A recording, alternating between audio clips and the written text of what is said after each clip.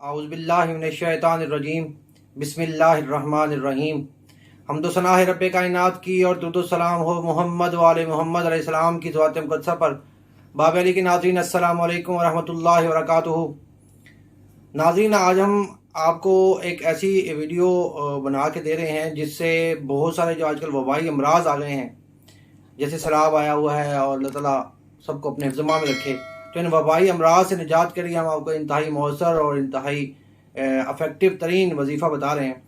तो सूरह तगाबुन को 7 मरतबा पढ़ना है हर जुमेरात को। नौचंदी जुमेरात से शुरू करेंगे और 7 जुमेरातें हर रोज़, मतलब हर जुमेरात को 7 मरतबा पढ़ेंगे।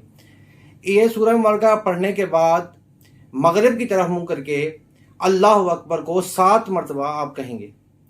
दोबारा सुन लें कि सूरह तगाबुन को 7 मरतबा पढ़ना है और हर नौचंदी जुमरात से शुरू करेंगे और हर जुमरात को आप 7 मरतबा पढ़ेंगे। 7 जुमरातें पूरी करेंगे।